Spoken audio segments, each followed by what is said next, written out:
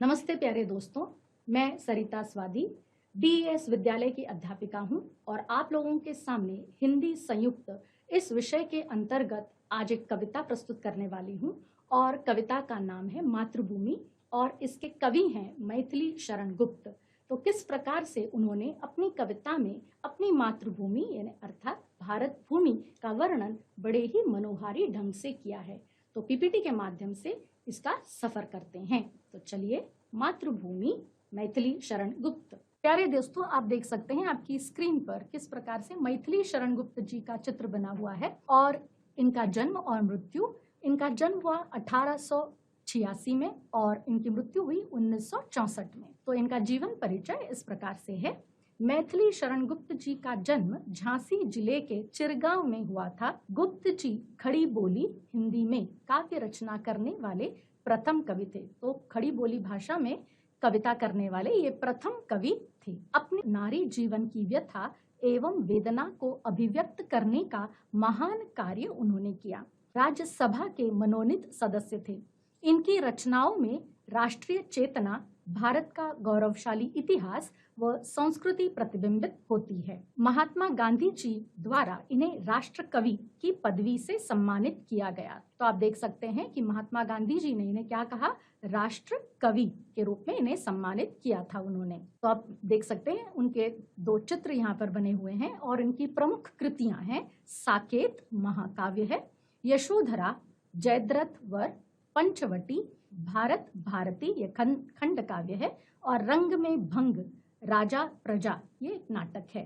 तो उन्होंने, आप लोगों ने देखा कि कहा गया था कि वे उपेक्षित पात्रों का उन्होंने चित्रण अपने काव्य में किया है। तो यहाँ पर जो यशोधरा है, आपको मालूम है कि ये गौतम बुद्ध की पत्नी थी और आपको मालूम है कि किस प्रकार से गौतम बुद्ध या सिद्धार्थ कैसे जंगल में चले गए, लोगों को अब आगे चलकर वे ही गौतम बुद्ध कहलाए और उन्होंने लोगों को किस प्रकार से सीख दी है। तो यहाँ पर उस समय जब वे चले गए होंगे वन में, तो किस प्रकार से उनकी हालत हुई होगी, तो इसका चित्रण इन्होंने अपने काव्य में किया हुआ है। तो यशोधरा ये उनका प्रमुख काव्य है। उसके साथ साथ उन्होंने रामायण की लक्ष्मण की पत्नी उर्मिला का भी चित्रण अपने कृतियों में किया हुआ है। तो उपेक्षित पात्रों को उन्होंने न्याय दिलाने की कोशिश की है। तो आज हम उनकी एक कविता देखेंगे जिसका नाम है मातृभूमि।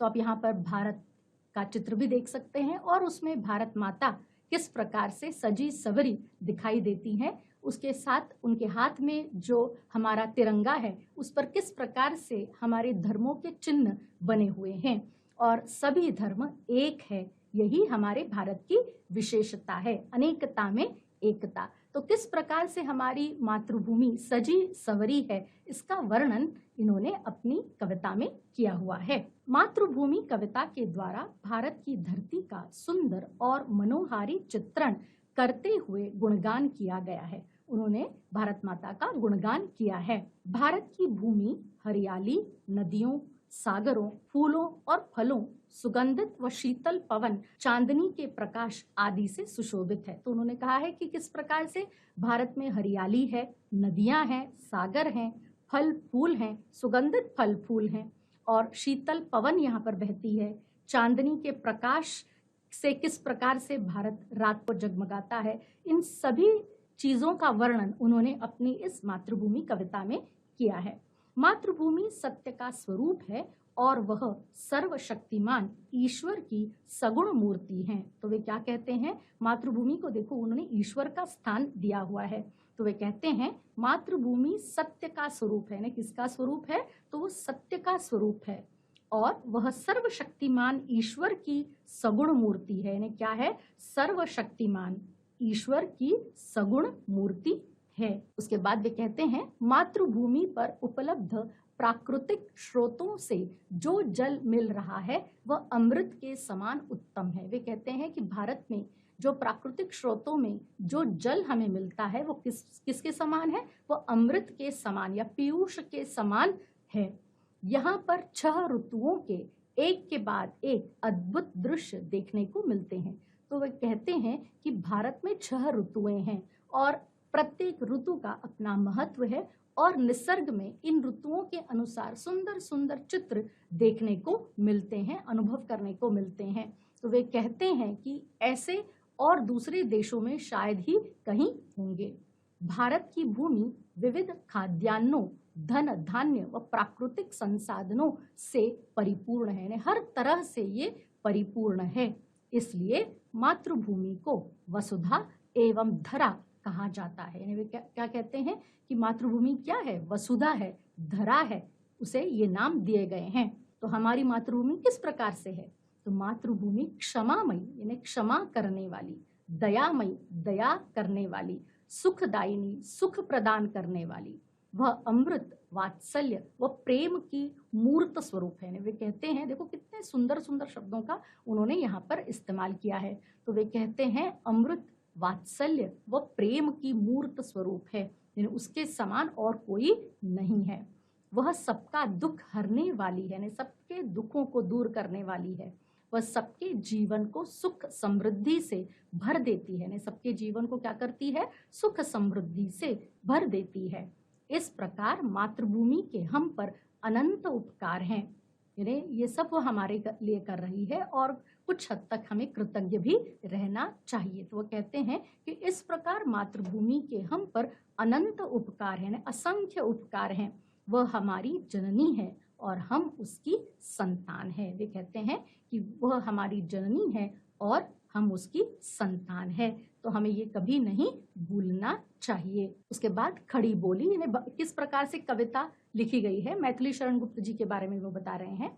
खड़ी बोली ब्रज भाषा के स्थान पर खड़ी बोली को अपनी कविताओं की काव्य भाषा बनाकर कवियों ने उसकी क्षमता से सभी को परिचित कराने का कार्य किया है। यानी इस कविता में या पहले भी उन्होंने क्या किया है, पहली कविताएं जो भी लिखी गई थी वो ब्रज भाषा में अधिकतर हुआ करती थी, तो अब उन्होंने ब्रज भाषा के स्थान पर खड़ी बोली को अपनाया और उनमें कविताएं रचनी शुरू कर दी और लोगों को परिचित करवाया खड़ी बोली से। देशभक्ति, राष्ट्रीयता, बंधुत्व भावना, गांधीवाद, मानवता आदि मूल्यों को अभिव्यक्त करने का कार्य खड़ी बोली काव्य ने किया है। देखो खड़ी बोली काव्य ने किस प्रकार से कार्य किया है, उसने क्या बताया है?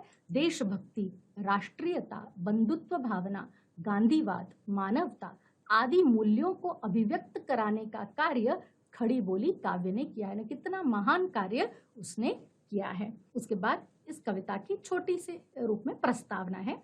मातृभूमि इस कविता में राष्ट्र कवि गुप्त जी ने भारत भूमि का गौरवगान किया है। यानी उन्होंने बताया है कि किस प्रकार से हमारी मातृभूमि हर तरीके से सजी सवरी है। हम भारतीय भारत भूमि को मातृभूमि कहकर संबोधित करते हैं। यानी हम सभी भारतीय अपनी भूमि को कैसे संबोधित करते हैं, यानी कैसे पुकारते हैं? तो भारत भूमि इस नाम से पुकारते हैं। संबोधित करना यानी पुकारना। हमें मातृभूमि के प्रति कृतज्ञ भाव रखकर उस पर अपना सर्वस्व न्यौछावर करने का संदेश कविता के माध्यम से दिया गया है। हमें कवि क्या संदेश देते हैं? उन्होंने केवल मातृभूमि का वर्णन ही नहीं किया है, गुणगान ही नहीं किया है, बल्कि हमें ये बताया है कि मातृभूमि हमारे लिए इतना कुछ करती है, तो उसके प्रति हमारा बहुत बड़ा कर्तव्य है। ये क्या कर्तव्य है? तो अपना सर्वस्व न्यौछावर करने का हमारा वो कर्तव्य जो है, उस संदेश के रूप में कवि हमें यहाँ बताना चाहते हैं। उसके बाद अभी हम कविता देखेंगे।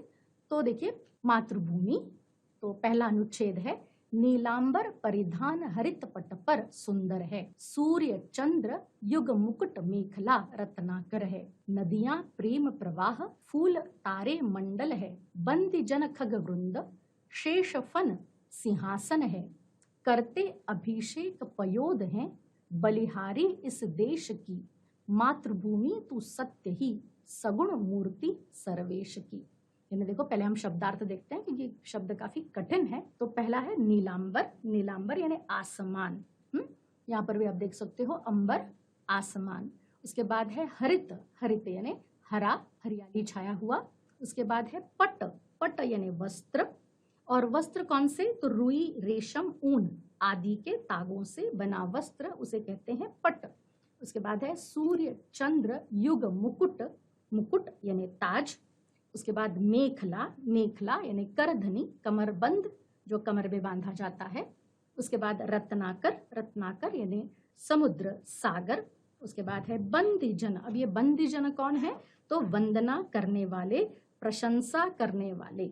बंदीजन यानी कोई बंदी नहीं, तो उसका अर्थ क्या है? वंदना करने वाले, प्रशंसा करने वाले। खग वृंद यानी पक्षियों का समूह। खग यानी पक्षी, वृंद यानी समूह। शेष फन सिंहासन है। शेष यानी नाग का फन। उसके बाद अभिषेक, अभिषेक करना। उसके बाद है बलिहारी, बलिहारी यानी कुर्बान जाना, निछावर करना, न्योछावर होना, इस प्रकार से हम कह सकते हैं। उसके बाद है पयोद, पयोद यानी मेघ, बादल। उसके बाद है सगुण, सगुण ईश्वर, सर्वेश्वर, ईश्वर। तो हमारी मातृभूमि किस प्रकार से है, तो यहाँ कवि किस प्रकार से वर्णन करते हैं। मातृभूमि भारत माता के सुंदर रूप का वर्णन करते हुए कवि कहते हैं, मातृभूमि ने हरे रंग का वस्त्र परिधान किया है। यानी हरे रंग का वस्त्र परिधान यानी पहना है, अर्थात हरे रंग का वस्त्र धारण किया है। उसके सिर पर नीलांबर यानी नीला आकाश शोभायमान है। क्या शोभायमान है? तो नीला अंबर या नीला आकाश शोभायमान है, शोभा दे रहा है। आसमान में निकलने वाले सूर्य व चंद्र उसके युग मुकुट है। यानी सूर्य चंद्र क्या है? तो उसके युग मुकुट है, यानी युगों से ये आ रहे हैं, तो ये क्या है? मुकुट के समान है। उसके बाद वह सागर करधनी के रूप में उसकी शोभा बढ़ा रहे हैं। तो सबसे पहले है उन्होंने क्या कहा है कि मेखला, मेखला यानी कमरबंद, तो कमरबंद, समुद्र कमरबंद के समान है, सागर कमरबंद के समान शोभायमान है। प्रेम रूपी प्रवाह के साथ नदियां बह रही हैं। तो नदियां प्रेम प्रवाह, यानी यहाँ जो नदियां बह रही हैं वो कैसे बह रही हैं? तो प्रेम रूपी प्रवाह को साथ लेकर बह रही हैं। और चारों ओर सुंदर फूल खिले हैं। फूल तारे मंडल यानी चारों तरफ सुंदर सुंदर फूल खिले हैं। आसमान में रात के समय प्रकाशित या चमकने वाले तारों से मातृभूमि का रूप सुंदर दिख रहा है। वे कहते हैं कि किस प्रकार से जो आसमान में जो रात के वक्त का जो समय है वो कैसे लग रहा है? आसमान में रात के समय प्रकाशित या चमकने वाले तारों से मातृभूमि का रूप और भी निखर उठा है, इस प्रकार से कवि कह रहे हैं। तो फिर से एक बार देखिए, मातृभूमि ने हरे रंग का परिधान अर्थात हरे वस्त्र धारण किए हैं। उनके सिर पर नीलांबर यानी नीला आकाश शोभायमान है। ने हमारी मातृभूमि के सिर पर क्या है? नीला अंबर यानी नीला आकाश शोभायमान या शोभा दे रहा है। आसमान में निकलने वाले सूर्य व चंद्र उसके युग मुकुट हैं। तो क्या है? युग मुकुट यानी ताज के समान है। सागर करधनी के रूप में उसकी शोभा बढ़ा रहे हैं। प्रेम रूपी प्रवाह के साथ नदियां बह रही हैं और चारों ओर सुंदर फूल खिले हैं। आसमान में रात के समय प्रकाशित या चमकने वाले तारों से मातृभूमि का रूप खिल उठा है। मातृभूमि की महिमा का गुणगान पक्षीगण अपने कलरव से कर रहे हैं। तो ये क्या है? करते, अभिषेक, पयोग वगैरह सब जो है ना, बंदीजन, खग वृंद, शेष फन सिंहासन है। तो यहाँ कवि क्या कहना चाहते हैं कि मातृभूमि की महिमा का गुणगान कौन कर रहा है? तो पक्षीगण अपने कलरव यानी अपनी आवाज से कर रहे हैं। बंदीजन खग वृंद, ये जो है इसके बारे में हम कह रहे हैं। तो वो कहते हैं कि मातृभूमि की महिमा का गुणगान पक्षीगण अपने कलरव यानी अपनी आवाज से कर रहे हैं। मातृभूमि का सिंहासन किससे बना हुआ है? तो वो है शेष नाग का फन, उसका सिंहासन है। वर्षा के रूप में बादल मातृभूमि को अपने जल से अभिषेक कर रहे हैं। तो ये है ना, करते अभिषेक पयोद है, यानी क्या? पयोद यानी जैसे मैंने आपको बताया बादल, तो ये क्या कर रहे हैं? मातृभूमि को अपने जल से अभिषेक कर रहे हैं। ऐसी हमारी मातृभूमि पर हमारा सब कुछ न्यौछावर है। तो कवि कहते हैं कि बलिहारी इस देश की, यानी ऐसी हमारी मातृभूमि पर हमारा सब कुछ न्यौछावर है। ऐसी हमारी भारत माता गौरवमयी सत्य का स्वरूप है। वो कहते हैं कि मातृभूमि तो सत्य ही सगुण मूर्ति सर्वेश की, यानी वो क्या कह रहे हैं? ऐसी हमारी भारत माता गौरवमयी सत्य का स्वरूप है, वह सर्वशक्तिमान ईश्वर की सगुण मूर्ति है। ईश्वर की क्या है? सगुण मूर्ति है। तो फिर से एक बार शब्दार्थ देख लीजिए। अंबर यानी आसमान, नीलांबर वही है अंबर आसमान, हरित यानी हरा, पट यानी वस्त्र, मेखला यानी करधनी, सगुण सर्व गुण युक्त, ताज यानी मुकुट, निर्मल, निर्मल का अर्थ है पवित्र शुद्ध, पक्षी खग परिधान, वस्त्र कपड़ा। तो इस प्रकार से ये हमारा पहला अनुच्छेद था। अब दूसरा अनुच्छेद है निर्मल तेरा नीर अमृत के सम उत्तम है। निर्मल तेरा नीर अमृत के सम उत्तम है। शीतल मंद सुगंध पवन हर लेता श्रम है। षड ऋतुओं का विविध दृश्य युक्त अद्भुत क्रम है। हरियाली का फर्श नहीं मखमल से कम है। शुचि सुधा सींचता रात में तुझ पर चंद्र प्रकाश है। हे मातृभूमि दिन में तरणी करता तम का नाश है। यानी यहाँ पर जो रेखांकित शब्द हैं पहले उनके शब्दार्थ देख लीजिए। तो है शुचि पवित्र, नीर यानी पानी, सुधा यानी अमृत या जल जिसको कहेंगे, जल ही जीवन है सभी को मालूम है। उत्तम यानी श्रेष्ठ, पवन यानी हवा, फर्श यानी धरातल, तम यानी अंधकार, तरणी यानी सूर्य। तरणी किसे कहा गया है? सूर्य को कहा गया है। तो कवि कहते हैं मातृभूमि पर स्थित प्राकृतिक स्रोतों यानी निर्मल तेरा नीर अमृत के सम उत्तम है। तो यहाँ कवि क्या कहना चाहते हैं? मातृभूमि पर स्थित प्राकृतिक स्रोतों में से हमें जो जल मिलता है वो क्या है? अमृत के समान है। वह अमृत पीयूष कह सकते हैं के समान उत्तम है। शीतल मंद सुगंध पवन हर लेता श्रम है। आगे कवि कहते हैं कि इस मातृभूमि पर बहने वाली शीतल मंद व सुगंधित पवन या हवा मनुष्य के सारे कष्टों को क्या कर लेती है? दूर कर लेती है। हर लेता श्रम है, ने क्या करता है? श्रम जो उसके कष्ट है वो दूर कर देता है, तकलीफों को दूर भगा देता है। अब ये षट ऋतु ये जो 6 ऋतुएं हैं भारत की वो है वसंत, ग्रीष्म, वर्षा, शरद, हेमंत, शिशिर। इन 6 ऋतुओं के एक के बाद एक अद्भुत आश्चर्यचकित करने वाले दृश्य देखने को मिलते हैं। ये देखो भारत की जो 6 ऋतु हैं इनमें जो दृश्य होते हैं वो सारे दृश्य लोगों के मन में आश्चर्य पैदा कर देते हैं जो दूसरे देशों में देखने को नहीं मिलते।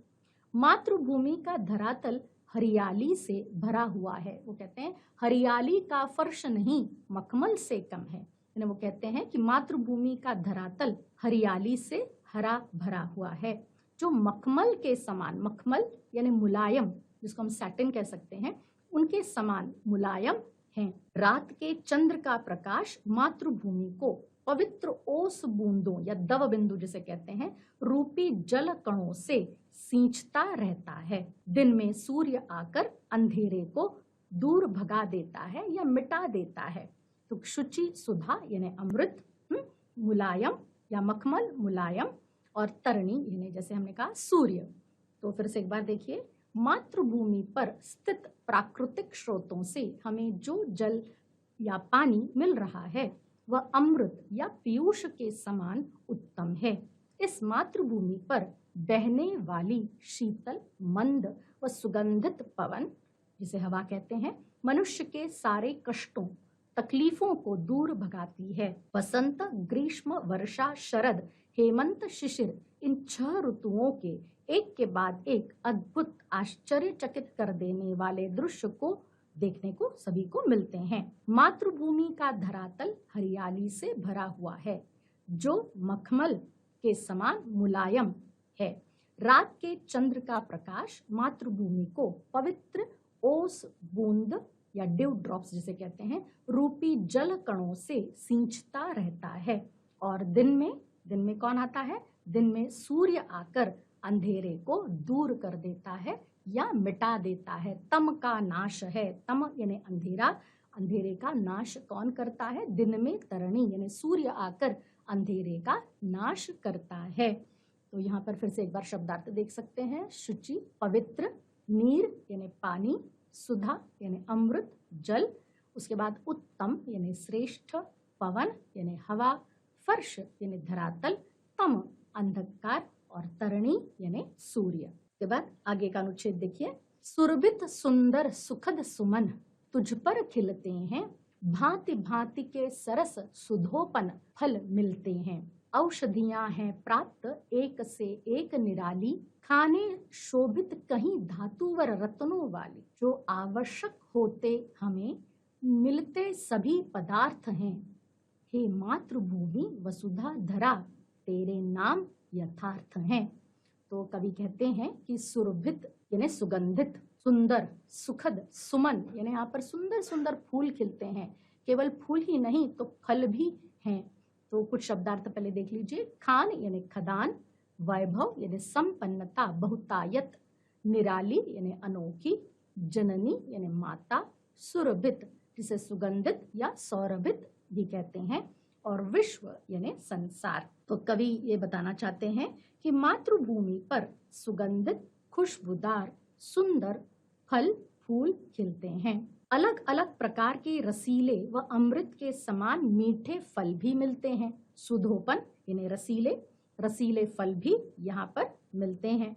यहाँ पर एक से एक निराली व अद्भुत औषधियां उपलब्ध हैं। यानी कहा जाता है कि यहाँ पे निराली, एक से एक अलग औषधियां प्राप्त होती हैं, जड़ी बूटियां मिलती हैं। आपको मालूम है कि किस प्रकार से भारत का आयुर्वेद का ज्ञान सबसे ऊपर है। मातृभूमि पर धातु एवं श्रेष्ठ रत्नों की खाने हैं। यानी यहाँ पर क्या है? खाने शोभित कहीं धातु व रत्नों वाली, यानी जितने भी महंगे रत्न वगैरह यहाँ पर जो है धातु है वो यहाँ पर मिल जाते हैं। जिन जिन पदार्थों एवं वस्तुओं की आवश्यकता, तो ये आगे कह रहे हैं कवि, जो आवश्यक होते हमें मिलते सभी पदार्थ हैं। यानी कवि कह रहे हैं कि हम सभी भारतवासियों को जिन जिन पदार्थों एवं वस्तुओं की आवश्यकता होती है वे सारी वस्तुएं यहाँ पर विपुल मात्रा में उपलब्ध हैं या मिलती हैं। इसलिए मातृभूमि को वसुधा धरा कहा गया है। अवनी, धरती, जननी, क्षमा, ये इसके नाम पूरी तरह से उपयुक्त और सत्य भी हैं। ये जो नाम अभी मैंने गिनवाए धरती के लिए, वे सभी बिल्कुल यथार्थ हैं। यथार्थ यानी योग्य हैं। तो यहाँ पर अंतिम अनुच्छेद है। क्षमामयी तू दयामयी है, क्षेममयी है, सुधामयी, वात्सल्यमयी तू प्रेममयी है, विश्वशालिनी, विश्वपालिनी, दुख हरती है, भय निवारिणी, शांतिकारिणी, सुख करती है। हे शरणदायिनी देवी, तू करती सबका त्राण है। हे मातृभूमि संतान हम, तू जननी, तू प्राण है। यानी कवि कहते हैं मातृभूमि दयामयी है, क्षमामयी है, सुखदायिनी है, वह अमृत, वात्सल्य व प्रेम स्नेह से भरी हुई है। वह ऐश्वर्य देने वाली शक्ति है। वह विश्व का पालन करने वाली देवी है। सबका दुख हरने वाली, सुख देने वाली अर्थात सुखदायिनी, और दुख हरण करने वाली यानी दुख हरती है। वह भय को दूर करने वाली है, शांति निर्माण करने वाली है, और सबके जीवन को सुख समृद्धि से भरने वाली है। मातृभूमि शरणदायिनी, ये देख सकते हो, हे शरणदायिनी देवी, वह क्या है? शरणदायिनी है, शरण में लाने वाली या शरण में अपने लोगों को लेने वाली। वह सबको संकटों से मुक्ति दिलाती है, सबकी रक्षा करने वाली है। हम सब इसकी संतान है। यह हम सबकी जननी है। यह हमारी नव चेतना है और यह हमारा प्राण है। कवि कहते हैं कि यह हमारा प्राण है। किस प्रकार से कवि ने यहाँ पर किस सुंदर तरीके से इसका वर्णन किया है। तो फिर से एक बार हम देख सकते हैं। मातृभूमि दयामयी, क्षमामयी, सुखदायिनी है। वह अमृत, वात्सल्य व प्रेम स्नेह से भरी हुई है। वह ऐश्वर्य देने वाली शक्ति है। वह विश्व का पालन करने वाली है। तो आप देख सकते हो, विश्व पालिनी यानी विश्व का पालन करने वाली, सबका दुख हरने वाली, दुख हरती यानी दुख को या दुख का निवारण करने वाली है। वह भय को निवारण करने वाली यानी भय को भी दूर करने वाली है। शांति कारिणी यानी शांति का निर्माण करने वाली है, और सबके जीवन को सुख समृद्धि से क्या करने वाली है? परिपूर्ण बनाने वाली है। मातृभूमि शरणदायिनी देवी अर्थात वह सभी को अपनी शरण में लेती है। वह सबको संकटों से मुक्ति दिलाती है, सबकी रक्षा करने वाली है, हम सब इसकी संतान है। कवि क्या कह रहे हैं? हे मातृभूमि, संतान हम, तू जननी, तू प्राण है। वो कहते हैं कि हे मातृभूमि, हम सबकी तू जननी है, सबकी माता है, हम उसको माँ कहकर पुकारते हैं। यह हमारी नव चेतना है, ने हमें नव प्राण फूंकने वाली है, नव चेतना देने वाली है। यह हमारा प्राण है, इसके लिए हम सब कुछ न्यौछावर कर सकते हैं। तो यहाँ पर कुछ पंक्तियां हैं जो हमें ये बताती हैं कि अपनी मातृभूमि का गौरव किस प्रकार से किया जा सकता है। कर्ज मुझ पर इस मातृभूमि का, उसे अदा अब करना है शान से इसकी जान ये, हाजिर अब कर्म मुझे हाँ करना है। कर मातृभूमि के जयकारे सबको ये बतलाना है, नहीं जय जयकार करके सबको क्या बताना है? इस मातृभूमि के गौरव को उस गगन से ऊंचा उठाना है, सबको ऊंचा, सबसे ऊपर उठाना है। और भी कुछ पंक्तियां हैं। ये शान वीरों के नशे का है, ये नशा मातृभूमि के प्यार का है, ये प्यार देश की पहचान का है, ये पहचान वीरों के बलिदान का है, ये बलिदान वतन के मान का है, ये मान तिरंगे की शान का है। जय हिंद मेरे प्यारे वतन। यानी देखो हमारे वतन के प्रति हमारे किस प्रकार से भावनाएं होनी चाहिए। तो आगे आप देख सकते हो, यहाँ पर कुछ स्वाध्याय है। तो यहाँ पे फूलों की विशेषता पूछी गई है, जन्मभूमि की विशेषताएं हैं, फिर यहाँ पे पवन और पानी इसकी विशेषताएं पूछी गई हैं। एक शब्द में शब्द समूह लिखने के लिए कहा गया है। इस शब्द समूह के आप देख सकते हो प्रयुक्त शब्द लिखिए कह रहे हैं वो। तो फूलों की विशेषता क्या है? तो फूल सुंदर है और सुगंधित है। जन्मभूमि की क्या विशेषता है? तो वो क्षमामयी है, दयामयी है, दुख हरती है, विश्व पालिनी है। उसके बाद विशेषताएं क्या है? पानी कैसे है? जल जो है शुद्ध और पवित्र है। तो पवन जो है वो शीतलता प्रदान करने वाला है। तो इस प्रकार से आप उसके बारे में लिख सकते हो। उसके बाद एक शब्द के लिए शब्द समूह लिखिए कहते हैं। तो विश्व पालिनी यानी विश्व का पालन करने वाली, भय निवारिणी भय का निवारण करने वाली। उसके बाद यहाँ पर आप देख सकते हो इस शब्द समूहों के लिए कविता में प्रयुक्त शब्द लिखिए। तो ये जो शब्द समूह है उनके लिए कौन सा शब्द प्रयुक्त हुआ है कविता में? तो पक्षियों के समूह तो है, आपको मालूम होगा, खग वृंद कहा गया है। शेषनाग के फन सिंहासन को कहा गया है। समुद्र के लिए रत्नाकर शब्द है। सूरज और चांद इसे क्या कहेंगे? ये युगों से है ना, युगों से इनका अस्तित्व है। उसके बाद मातृभूमि इससे सुशोभित, किन से सुशोभित है? तो आप लिख सकते हो कि यहाँ पे सुंदर फल मिलते हैं, फूल मिलते हैं, रत्न यहाँ पर उपलब्ध हैं। इसमें जो बॉक्सेस हैं उनमें आप वो चीजें भर सकते हो। चौखट में प्रयुक्त शब्दों को सूचना के अनुसार परिवर्तन करके लिखिए। तो विलोम शब्द यानी विरुद्धार्थी शब्द, पर्यायवाची यानी एक और शब्द का अर्थ लिख सकते हो। तो सत्य का विलोम शब्द है असत्य, और पर्यायवाची शब्द हो सकता है सच। उसके बाद है शीतल, विलोम शब्द है उष्ण और पर्यायवाची शब्द है ठंडा। उसके बाद रात का विलोम शब्द है दिन रात, और पर्यायी शब्द रात यानी निशा। उसके बाद निर्मल उसका विलोम शब्द होगा मलिन, और पर्यायवाची शब्द लिख सकते हो पवित्र, शुद्ध। इस प्रकार से लिखे जा सकते हैं। तो ये इस प्रकार से ये स्वाध्याय है जो आप पूरा कर सकते हो। तो प्यारे बच्चों, देखा आपने कि हमारी मातृभूमि या भारत माता कितनी सुंदर है और सबसे अलग है, और इसकी विशेषता सभी को मालूम है, अनेकता में एकता। यहाँ पर कई धर्म है, फिर भी सब लोग मिलजुल कर यहाँ पर रहते हैं और विश्व को एकता का संदेश देते हैं। तो मैथिली शरण गुप्त जी ने किस प्रकार से अपनी मातृभूमि का सुंदर मनोहारी वर्णन यहाँ पर किया है, तो आशा करती हूँ कि सभी को यह वर्णन बहुत ही सुंदर लगा होगा। तो जैसे मैंने पहले भी कहा है कि निबंध मेरा भारत महान, इस पर आप न जाने इस कविता को लेकर सुंदर सुंदर इसकी कविताओं में से पंक्तियां लिख सकते हैं।